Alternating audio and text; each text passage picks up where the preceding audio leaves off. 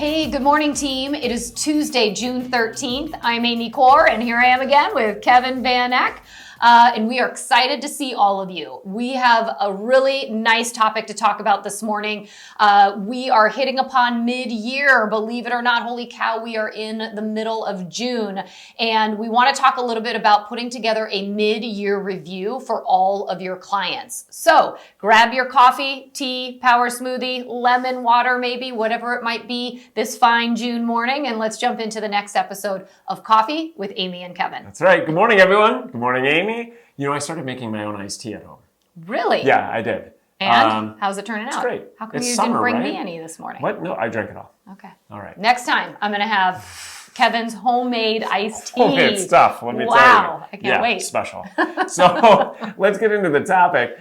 Like Amy said, it's mid-year, so it's a unique opportunity for us to be able to plan for those mid-year reviews, like Amy said. And if you watched this last week, it was about planning as well, planning for the next 90 days over the summer. And so this week, we're talking about planning for these mid-year reviews that give you an opportunity to talk through what's happening in the market, ask those forward questions, and be able to connect with your people during a time that's a little more opportune than during the busy season, spring, fall, etc. Yeah, I love it because while we're all probably still busy with life and work, you know, this is a really nice time to start thinking about creating a mid-year review because now we're far enough along. We're just about halfway into 2023 to take a look at what the market and what the data is telling us. Right. You know, when we hit off into January, February, March, a lot of times we feel the market before the data starts telling us what's happening or what we've just seen in the market. So now, as we're hitting into the 6th month of the year, we want you to start thinking about, let's take a look at the data. Let's look at month supply of inventory. Let's look at market time. Let's see what's trending with, you know, new properties coming on. How fast are they getting under contract?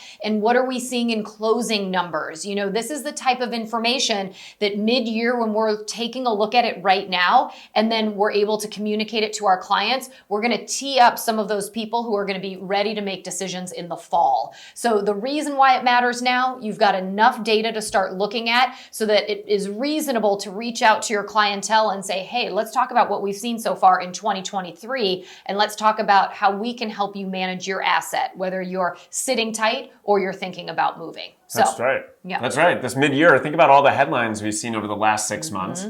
And also, this is interesting. I was just talking with an agent and about their client who just purchased the end of last year. Okay. And how their Zestimate. Now, we know all the caveats about the Zestimate and accuracy and all that, and it varies by market. You can check it out on Zillow.com and dig into the details. But what that owner was saying, who had purchased last year, is that their Zestimate has dropped by 20% from when they purchased.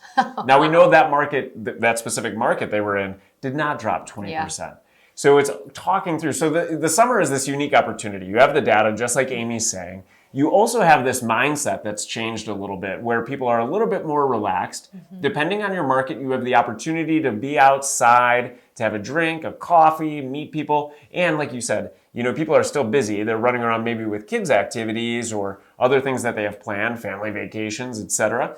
But people are typically more relaxed. It gives you an opportunity to ask those forward questions. They've gone through the spring, they're planning for the fall, and we said it last week, everything you do now impacts the next 90 days. So doing these mid-year reviews, you might be able to uncover opportunities and referrals that can take place this fall.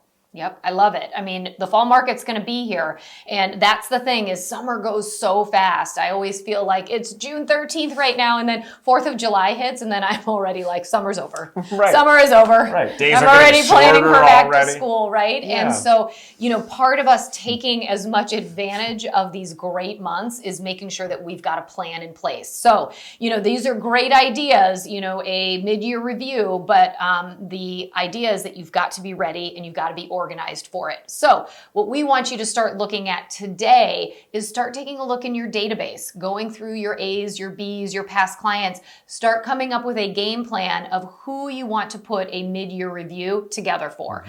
Because it's June right now, technically mid-year becomes July 1. So you want to start lining up all of those, whether it's lunches, dinners, but you've got to have the data ready for them, right? So I want you to set a goal for yourself. How many mid-year reviews can can you accomplish between now, June 13th, and call it end of July?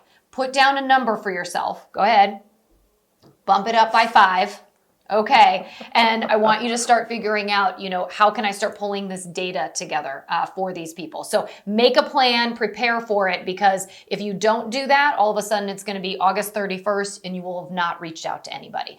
Yes. And so the other thing we need to think about too, once you know who you're going to meet with or who you're going to talk with, how are you going to do it? Yeah. So it's kind of like the who, what, where. Who are we going to, create this for? What what is it that it's going to be or look like? And then how am I going to be delivering this, right? So we've got 2 great examples for you attached to this email. We've got a great version of a real estate review or a mid-year review in the DLP, the digital listing presentation. You can absolutely use this for a mid-year review. It's a great example. So check it out if you want to do something digitally.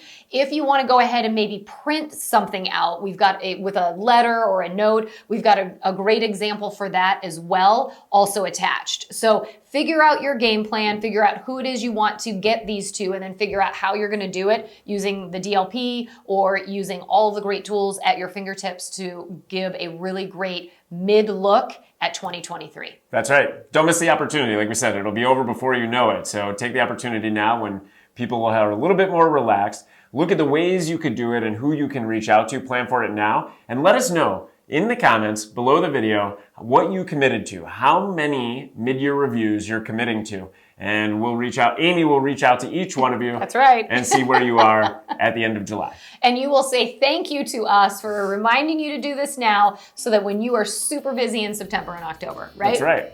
All right, so make it a great Tuesday. Thanks for joining us this morning. And remember, until we see you next time, you got this.